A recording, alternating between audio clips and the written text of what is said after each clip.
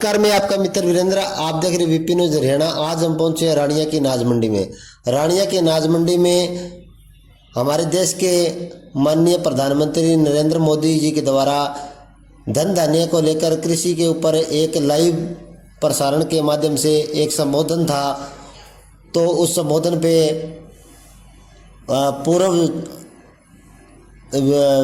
विधायक Ramchandra Kamboj, market committee के नवनियुक्त चेयरमैन ललित मोहन पोपली, डॉक्टर अमरजीत चानी, निर्मल सिंह बसरा, पूर्व मंडल अध्यक्ष बलवान सिंह जांगड़ा, वरिष्ठ भाजपा नेता व अन्य नेतागण हैं जो उस कार्यक्रम में पहुंचे। उस कार्यक्रम के दौरान जैसे ही 11 बजे कार्यक्रम में स्टार्ट होने के 10-15 मिनट के बाद में जो लाइट है वो लगभग आधा घंटा लाइट है जो बंद रही। उस लाइट बंद होने के दौरान काफ़ी दिक्कत का सामना आया और जो एलसीडी थी वो 30 मिनट बंद रही। तो वहाँ एक बात और बता देते हैं साथियों आपको, वहाँ प्रधानमंत्री नरेंद्र मोदी जी के कार्यक्रम को लाइव देखने के लिए, सुनने के लिए, उनके संबोधन के लिए भाजपा के नेतागण व कार्यकर्ता मौजूद रहे। किसान व मजदूर वहां पर नहीं पहुंचे। कुर्सियां लगभग है जो खाली रही। आपको तस्वीरों के माध्यम से कुर्सियां जो नज़र आ रही है, कुर्सियां खाली रही और पीछे कुर्सियां इकट्ठी करी हुई भी आपको नज़र आ रही है वीडियो के माध्यम से। और कुर्सियां खाली नज़र आई और जिस दौरान 30 मिनट के लगभग जो लाइट बंद रही, उसकी वजह से एक दो मजदूर बैठे थे वो भी नींद में मस्त नज़र आए। आप तस्वीरों के माध्यम से देख सकते हो, वो भी सो गए, क्योंकि आखिरकार के मजदूर कितनी देर वेट करेगा।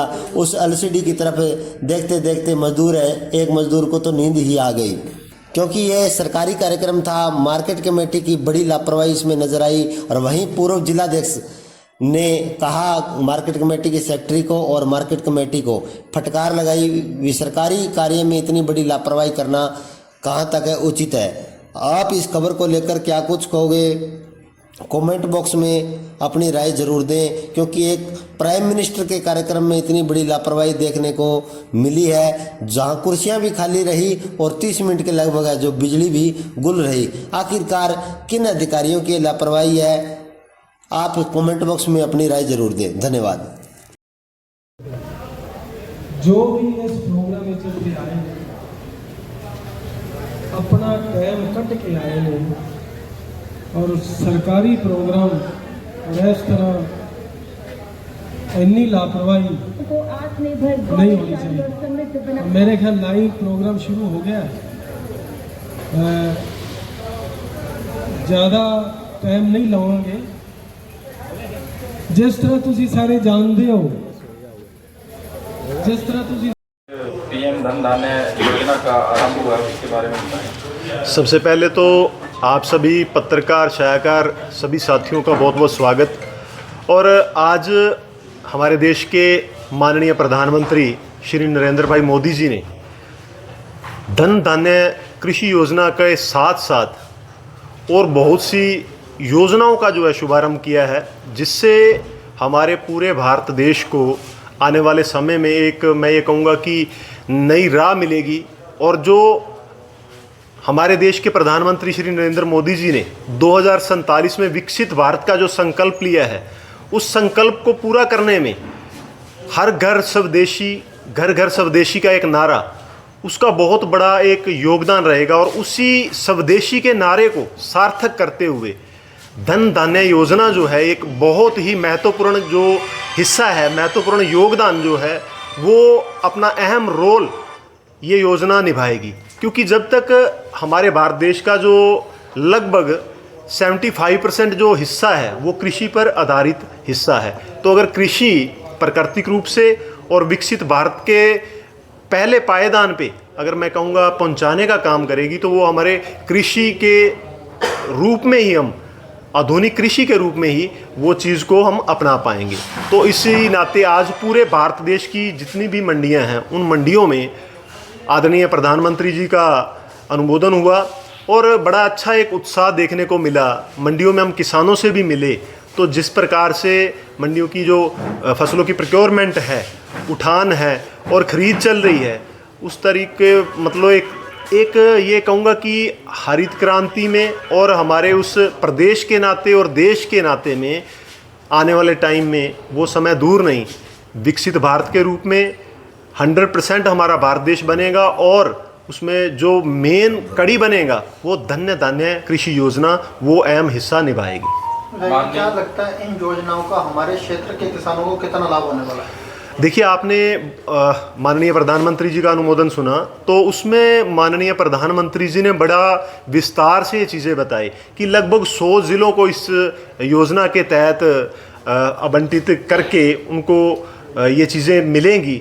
और जहाँ पे अगर हमारे रानिया क्षेत्र की बात करें, सिरसा ज़िला की बात करें, हरियाणा प्रदेश की बात करें, जिस जगह पे हम बैठे हैं रानिया अनाज मंडी में, तो रानिया अनाज मंडी में जो पैडी का है, धान का, एक विशेष रूप से बासमती में हमारा एशिया में ही नहीं पूरे विश्व में हमारा जो क्षेत्र है वो धान के कटोरे के रूप में माना जाता है। और बासमती के रूप में अगर हम देखें, PR मोटा धान नहीं, बासमती के रूप में पूरे विश्व में हमारी रानिया मंडी प्रख्यात है, सिरसा ज़िला प्रख्यात है एक बासमती चावल देने के रूप में। तो ये बहुत बड़ी आने वाली जो चीज़ें हैं, जैसे अभी जो कृषि के हमारे जो मैं कहूँगा इम्प्लीमेंट्स हैं, जो कृषि यंत्र हैं, उन पे भी बहुत बड़ा एक किसान को सहयोग राशि मिलने वाली है। और बैंकों से जो ऋण है वो बिल्कुल जब नीतियाँ ज़मीनी स्तर पे आएंगी तो आप सबके सामने होंगी। और मैं ये मानता हूँ 100% हमारा जो ज़िला सिरसा ज़िला है वो बिल्कुल एक समर्थ, सार्थक और समृद्ध बनाने के लिए प्रधानमंत्री जी भी बिल्कुल इसमें संकल्पबद्ध हैं। और हम सब लोग जब मिलके कंधे से कंधा मिला करके इन नीतियों को ज़मीनी स्तर पे अमली जामा पहनाएंगे तो क्यों नहीं हमारा प्रदेश और हमारा देश बिल्कुल विकसित भारत के रूप में उभरेगा। प्रधानमंत्री जी ने कहा कि आयात को कम करना और निर्यात को बढ़ावा देना है, इस विजन को लेकर क्या कहेंगे? इसी विज़न को लेकर के आयात को कम करना है, निर्यात को ज़्यादा करना है। वो निर्यात तभी बढ़ेगा जब हम हर घर स्वदेशी, घर घर स्वदेशी, जब ये ज़मीनी स्तर पर ये नारा सार्थक रूप में अमली जामा इस नारे को पहनाएंगे हम सब लोग मिलके, तभी हम निर्यात ज़्यादा कर सकते हैं। क्योंकि ये एक बड़ा इकोनॉमिकली हम देखें तो इकोनॉमिक्स में हम पढ़ा करते थे कि उत्पादन और खपत दो चीज़ों का बहुत तालमेल संयोग रहता है। तो जब तक हमारा जो उत्पादन है, सबसे आज जो 145 करोड़ की हमारी जनसंख्या, और उस जनसंख्या को जब तक हमारा उत्पादन जो आधुनिक कृषि के नाते हम उस उत्पादन को नहीं बढ़ाएंगे तो हम निर्यात कैसे बढ़ा पाएंगे। इसीलिए हमारे देश के प्रधानमंत्री आदरणीय श्री नरेंद्र मोदी जी का विज़न है कि हम निर्यात को ज़्यादा से ज़्यादा बढ़ाएं और आयात को कम करें। जब हमारा उत्पादन बढ़ेगा तो स्वाभाविक है कि हमारा निर्यात भी बढ़ेगा। अंग्रेजी सरकार नारा देती है किसानों की आय दोगुनी करना है, क्या लगता है किसानों की आय दोगुनी हो रही है? आप एक छोटा सा, मैं ये कहूँगा कि कंपेयर करने का एक छोटा सा आंकड़ा है। आप 2014 से पहले का किसान का जो प्रति एकड़ का आय का आप जब उठाओगे तो आज 2025 में हम बैठे हैं तो आय का हम उठाएंगे। क्योंकि कुछ चीज़ें मैं ये मानता हूँ कि MSP आज पूरे देश भर में, हरियाणा ऐसा राज्य बनाया है जहाँ पे 24 फसलों पे MSP मिल रही है। हरियाणा प्रदेश में, हरियाणा एकमात्र ऐसा प्रदेश है जहाँ 24 की 24 फसलों पे हमें MSP मिल रही है। और हमारे मोटे धान पे भी MSP है। पर मैं ये जैसे आपको बता चुका कि हमारा जो क्षेत्र है, हमारे क्षेत्र में बासमती की जो वैरायटी है, क्योंकि बासमती की वैरायटी का जो अलग अलग किस्में हैं और वो उन किस्मों को एक्सपोर्टर ही खरीद रहा है। और मोस्टली ये जो हमारी किस्म है धान की, चावल की ये किस्म है, वो हम अरब कंट्री में और अफ्रीकन कंट्री में ये चीज़ हम निर्यात करते हैं। तो जिस चीज़ को प्रधानमंत्री जी बोल रहे थे मंच के माध्यम से, तो हम उसी जो कर्म में है वो काम पहले ही हमारे किसान कर रहे हैं। और आने वाले समय में आधुनिक खेती के साथ जोड़ करके इसको प्रथम श्रेणी में लाके खड़ा किया जाए। अपनी जरूरत के हिसाब से इसकी प्लानिंग में बदलाव लाया जा सकता है।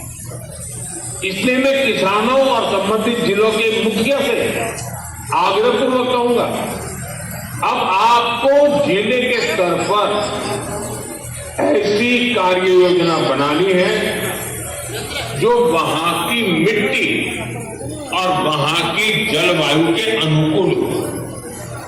वहां कौन सी फसल होगी, बीज की कौन सी वैरायटी लगेगी, कौन सी खाद कब उचित रहेगी, ये आप सबको मिलकर के एक नए तरीके से सोच समझकर निर्धार करना चाहिए और उसको लागू करना। आपको हर क्षेत्र, हर खेत के हिसाब से प्लानिंग करनी होगी।